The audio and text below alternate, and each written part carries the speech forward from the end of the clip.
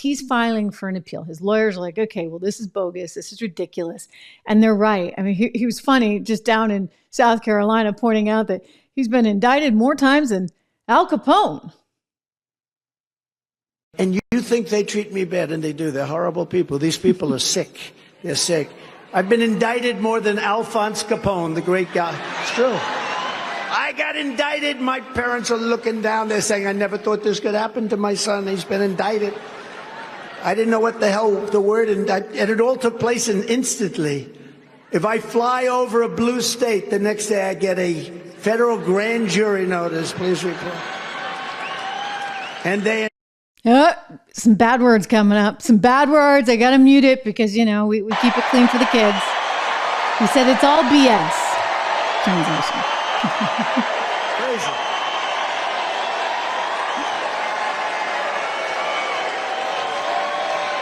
It's all BS.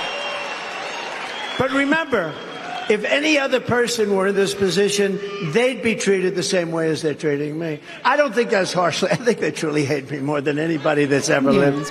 You know, it's all because we won an election, 2016, that we weren't expected to win. Now, I expected to win it. All of you expected. We'd go to rallies with a 50,000, 52,000, 68,000, 101,000. We had our rally. And they'd go to rally and they'd have like in the case of Biden, he'd have 8 circles, beautiful little circles. And they'd have to use the media to stand them because they had no people. And then you hear, oh, they won just by a little bit. They just ounced us out. No, it's a crooked deal. And you think they treat me bad, and they do. They're horrible people. These people are sick. So they're sick. He's making the point that it's unnecessary what he's actually going through. And I think no matter how you look at this, you keep coming back to that, right? It is unnecessary what he's going through. What I'm so struck by is the danger of this particular moment, specifically in regards to New York City. So we've been through this before, but I'll remind you that there's no actual real victim here, right? You can't lie on your forms or whatever. You know, he's got a view that Mar-a-Lago is worth one thing. Letitia James has the view that it's worth another. Well, I'm sorry, but I don't want Letitia James deciding what real estate may or may not be worth. I would actually prefer to default to the actual banker on that one. That would be Deutsche Bank, that made the determination that whatever he put on the papers was fine by them. They were still willing to lend the money. So who is she really trying to protect? She's not trying to protect anyone. I mean, she can go into the guise of, well, you know, we just want to make sure because, you know, shareholders could have lost out. The shareholders of this German bank, you know, they would have been on the hook for this. All right. Okay, fine. Maybe he shouldn't have inflated square footage. You got him there, Letitia. But how does that justify $355 million? It doesn't. That's just pure politics. That is just an effort to try and take out a candidate that's running for president or try and humiliate in some way. And this is what's really scary. I mean, this is what's really bad. I mean, he's talked about it before effectively as a kind of warfare, using lawfare as warfare. Is being attacked while inflation is eating our country alive. I'm down here, and these are all political opponent attack ads by the Biden administration. Their poll numbers are terrible. You show what happened today. The New York Times and CBS came out with a poll that I'm leading all over the place, but it's a very unfair situation. This is really election interference. That's all it is. This trial is ridiculous. The numbers are much greater than on the financial statement. And we've already proven that. They said Mar-a-Lago is worth $18 million. Mar-a-Lago is worth anywhere from probably 50 to 100 times more than that. And it's a terrible, terrible thing. These are political operatives that I'm going to be dealing with right now. You have a racist attorney general who made some terrible statements, and we just see some more that came over the wires today. It's a very sad situation for our country. We shouldn't have this. This is for third world countries.